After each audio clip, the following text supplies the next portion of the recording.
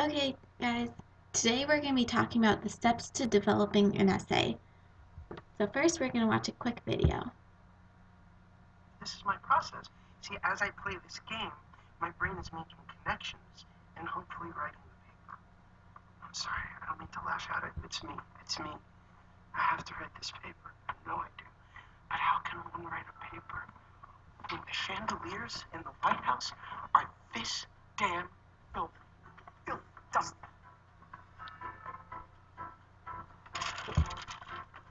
Why don't you write the paper?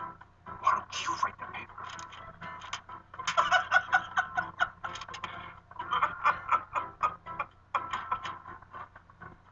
I got you extra hot sauce.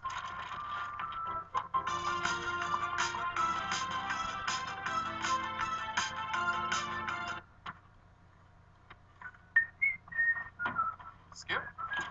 Hey guys, I'm just working on my paper.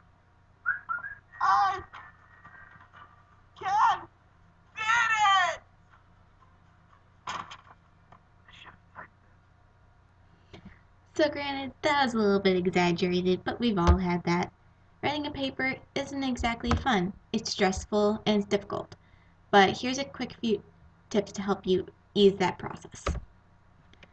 Okay, this is familiar for most people. Sit down, ready to write that paper, and then there's just a million other things to do. And oh, there's that piece of grass that's sitting on your windowsill. And oh, I'm going to stare at that for 5 hours and I have my name on the paper. Okay, so here are a couple more hints and steps that you can take so that you won't spend 6 hours staring at a blank Word document. Choose a thesis. Make it controversial. Make it something that isn't already agreed upon in the world. Don't tell me how Voldemort is a bad guy. Tell me Voldemort's a good guy. And then tell me how and why. Make it something interesting. Second, choose something that's interesting to you. There's nothing worse than reading a paper that someone clearly isn't interested in, but they know it sounds smart. It's going to sound smart if you're interested in it and you want to learn about it. Third, make it a statement. You believe this in all of your heart. Write a thesis as if your life depends on it. This is your thesis.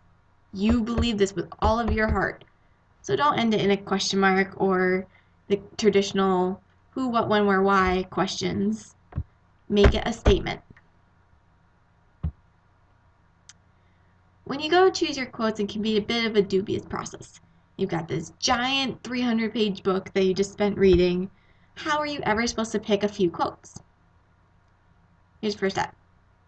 There's no real minimum or maximum amount of quotes. Okay? I know everyone's like, oh, 1 quote per paragraph, and some people are like 3 quotes per paragraph, or 10 quotes in the paper. No. You need to choose the amount of quotes that helps fulfill your argument in the simplest terms as possible. So, in some cases, that may be 10 quotes in your paper. In other cases, it could be 3 quotes per paragraph. It really depends on what you're writing about. That being said, too many quotes is just as bad as too few. It's a tricky balance, but I promise you can find it. Always pick up extra backup quote. I always do this when I'm writing a paper. I find this one other quote that I like, but I'm not quite sure what I want to do with. And usually in the end, I end up finding a use for it because there are times when you sit down and you think you have this awesome quote and you write a paragraph for it and you just realize that paragraph's not very strong, it's not very good. That's when you use your backup. Saves you time and energy in the long run.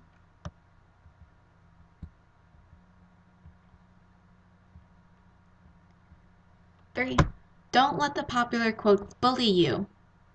Every famous book has 1 or 2 quotes that are just the most popular quotes in the entire book. That doesn't mean that those are the quotes you should use in your paper. Doesn't mean they're bad quotes, they're very good quotes. But if you're writing a paper about dogs, doesn't mean you should quote the paragraph about mailboxes.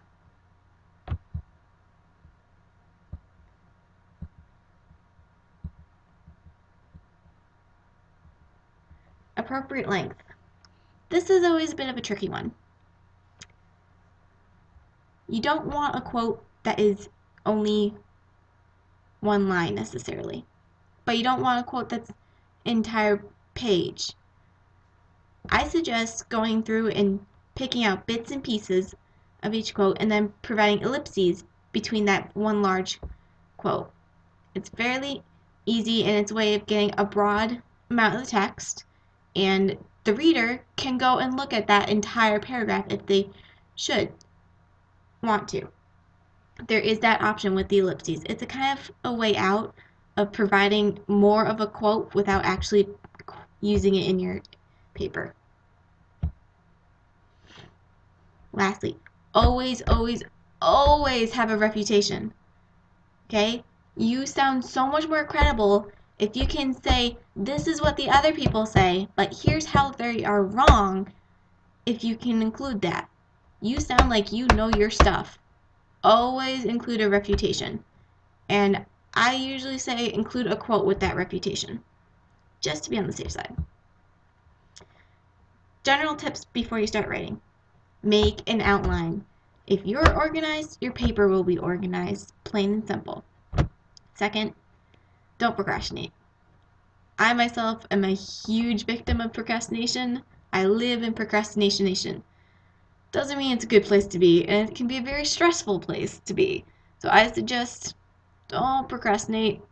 Maybe even just write the outline ahead of time. That way, pick your quotes ahead of time. That way, if you do end up going to the last 2 or 3 days before paper is due, you're still not quite as stressed because you do have something there. Read your paper out loud. I cannot express how crucial this is. You find so many errors when you read it out loud, and you realize how certain things do not sound clear and concise when you read something out loud. There's an internal voice, but there's a vocal voice. Our vocal voice is so much more logical than our internal voice. Plain and simple. Read it out loud. 4. Edit your paper. Don't just go beyond those basic spell check errors. Okay? I want you to really look at your paper.